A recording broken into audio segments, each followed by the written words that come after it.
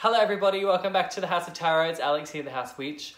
I thought I would come and make this video after the first video that I have made today. I'm in a video pumping out mood by the sounds of it.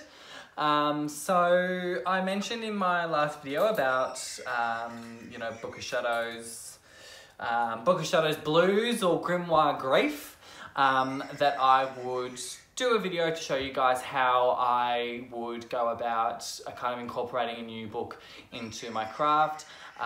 More so like a blessing, a cleansing, consecration, bonding type scenario with my book. So to start off, I've got a few things which I'll explain as we go around. So to start off, you're going to want to have your surface properly prepared. So I'm using this table. This is a little coffee table here that I'm using today for the altar.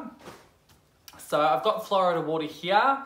Florida water I love for lots of different things, but mostly for cleansing purposes, offering purposes and things like that. So with the Florida water, what I will do is put it onto just a cloth and then wipe down the surface to physically clean it of any dust or anything like that. And see there's a bit of dust there, as well as obviously spiritually cleaning it as well. Now some people will do like a clockwise kind of motion to cleanse. Some will do an anti-clockwise to cleanse. Just depends on kind of what you feel like. But it's a bit difficult because the table's a rectangle. You can kind of do a little bit of a circular clockwise motion, but now that smells amazing and is cleansed for me, ready to go. After that, you can use some other spiritual waters or some oils if you would like to then anoint your space if you do that in your craft. Now you can put an altar cloth down. I've got my altar pelt here, my rabbit's fur, which I will be using in this case. So I've got that here and I'm placing that down here now as well. Following that, I will bring out my candles, so my elemental candles, and I will light those. I've got obviously just your standard blue candle for water, a beige type candle for air, a red candle for fire, and obviously a green candle for earth. The way that I usually will cleanse and kind of bless and consecrate tools or jewelry or things that I'm using in my craft is usually based around the elements, which is why I like to bring the elements into the space. So I will put them on the altar there, just giving myself enough room. Next, you'll probably want to bring out your book. So obviously I've got my book here, paper blank journal, which I have chatted about in the previous video. So you can have a little bit of a watch and learn about this book and about what paper blanks can offer you. Again, just a quick one, this book was fairly inexpensive, $45 Australian with free postage from the book depository, and you can get some absolutely beautiful, oldie-woldy designs which we all love. So this is going to be my new grimoire. I'm going to place it here. The next thing that I'm going to want to do is actually, again, get the Florida water out, and a fresh piece of cloth. Now I just use paper towel. You can use actual cloth if you've got it, but paper towel for me is here. It's very accessible for me and works just the same. So I'm going to just wipe down the book, just physically with the Florida water. So the cover, obviously, and the spine. Again, there's no real particular way that I'm doing it. It smells beautiful now. Oh. Alright, I hope that worked. I've got a low battery on my phone now. Great. So here we are. Book has been wiped down with Florida water, which is the obviously the water element. You can then, as you are wiping it down, you can also kind of spritz it on. If you've got it in a spritz bottle, you can spritz it. You can then say something if you wanted to. Element of water, see, cleanse, bless, protect this book. As I dedicate it to, you know, the great work, or as I, you know, will use it as my grimoire, whatever you want to use. That is the water element. Obviously then you've got your candles, which is the fire element, so then you can bring them closer in, say some words in terms of you know, fire, flame, element of fire, you know, burn away any negativity or residual energy. You can pass it over the flames like this. If you feel like that is something that you can do it in a circular motion over the flame like that, if you feel like that is going to work well for you. Next, what I will do is get some kind of incense going. You can use whatever incense that you feel, whether it be you know, frankincense, whether you use sage. Today I'm going to use Palo Santo, so I will burn that here, or get that going using the air candle. Get that going here, like so. Beautiful. So then I will just kind of go around the book like so.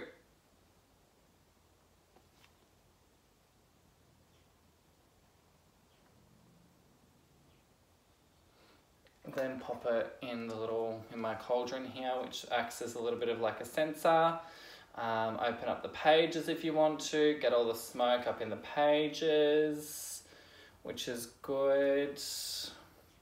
Now the Palo Santo is really Palo Santo is holy wood, so I use Palo Santo to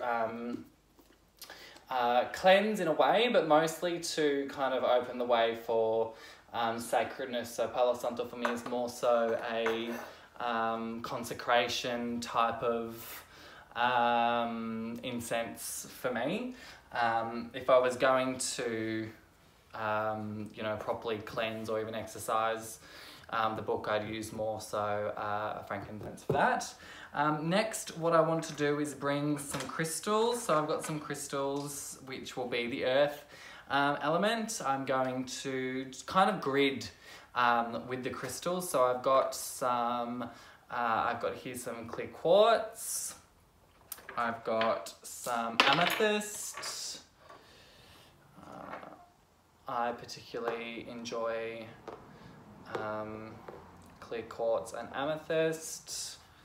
I also have some lapis lazuli, which I use a lot in my practice, so I will do some kind of formation like that. I then have my big mother quartz, which I will place on top like that. And then I also have some more. I've got some selenite, which I'll place on here. I've got another piece of quartz and another piece of like an amethyst cluster. I don't feel like I'm going to use the other piece of quartz, so I'll pop that back in here. This is my crystal basket, so I'll just see what else I have that I might want to use. Perhaps instead of this piece of this cluster of amethyst, I'm going to put on my labradorite crystal instead, or my labradorite palm stone. I'll put that on top instead. And this can go back up there for now.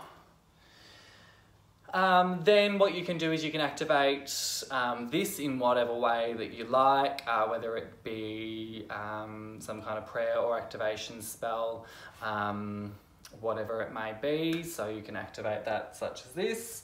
I will then like to incorporate some herbs into this as well. You can, instead of using Palo Santo, or on top of using Palo Santo, you can use some other herbs in terms of incense or anything like that. So I've got some rosemary here, which I will incorporate into that. So just a little tiny sprig of rosemary should do. Pop that in there to burn away for a little bit. But I'm also going to just sprinkle some rosemary on the book and on the altar, just around it like that, just as much as I feel. Now I use rosemary for lots of different reasons. First of all, because I use it a lot in my practice and I really want to expose the book as much as possible to my own kind of flavour of my own witchcraft. Obviously rosemary can be used for lots of different things, protection, purification and things like that. I'm also using a little bit of vervain because I use vervain in my craft a lot as well. Vervain is good for exorcisms, for protection, clearing and things like that. So putting some vervain on there. Got some frankincense. I love frankincense and use a lot of frankincense in my craft, so we'll be putting some frankincense on the book and around the book as well. And I've also got some rose petals. Again, I use a lot of rose and a lot of rose petals in my craft for lots of different reasons.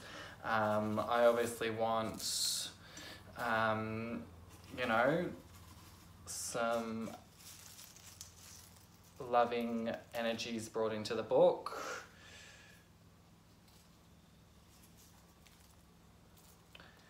Hashtag perfect love and perfect trust.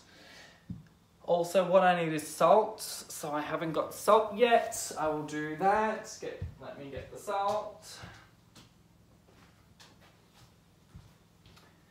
And I will usually leave the salt till last. Salt for me is a really great kind of binding agent, and will really kind of finish off you know, the binding of the spell. Obviously salt has a lot of purification, cleansing and protective properties, so that also is good to incorporate into this ritual for the book. I would then most likely do perhaps some chanting. I might also get my singing bowl. Let me get that.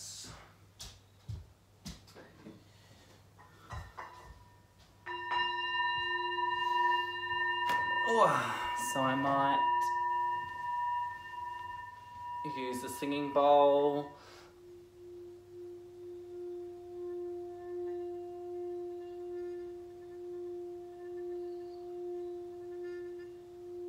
Instead of a singing bowl, you might want to use bells. If you have bells, you can use bells. I like my singing bowl. You can, you know, tap it a little bit like that. And what the singing bowl can do as well is kind of activate all of this too. So this would almost be a little bit of an activation here with the singing bowl. And then you can, you know, use the sound a little bit more to charge as well. You could then Like I said, do some chanting. You can just focus as much of your energy into the book as possible. You can find some pretty generic kind of book blessings online, which you can use. You can tailor a book blessing. You can bring in any deities or spirits that you might like to, if you're going to dedicate this book to a particular god or goddess or entity that you might work with. There's lots of different things that you can do from here, but what I would most likely do is sit in this space for a little bit. I would meditate with the book. I would try to focus as much of my own energy into the book. I would activate the grid here with the crystals, and I would just allow this to really just sit and stew as well, to really kind of infuse a lot of these energies into the book and into the pages. It would be a really great idea to do this on a full moon, under the light of the full moon. You can then leave this working out for the duration of the evening under the light to kind of charge it. You could do the same thing with the sun if you like to work a little bit more with solar energies versus lunar energies. You can, there's so many different ways that you can, and variations that you can do, you know, something like this. But I will pick you up now and kind of show you what it looks like from my point of view from above. And I hope you're not upside down when I do this. So you can see I've got the grid happening. I've got all of the herbs and the salt, the candles. You can even, you know, keep this Palo Santo going, or whatever incense you might like. You might like to make a blend specifically for, you know, a Book of Shadows blessing. And keep that going throughout. So you can definitely do something like that. As I said, you can spritz the book with any other spiritual waters which you might have. You can anoint the book with oils. There's lots and lots of different things that you can do to your brand new book to really make it your own. So I hope that this was helpful. I hope that you perhaps might like to do something like this if you've got a new book of shadows or a grimoire that you're wanting to incorporate into your practice. If you've got any questions about the ritual or anything like that, do let me know in the comments. If you have any questions or video requests, do leave them in the comments as well. Be sure to check out my Etsy store where you can purchase a reading from me using lots of different, I hope I don't catch myself on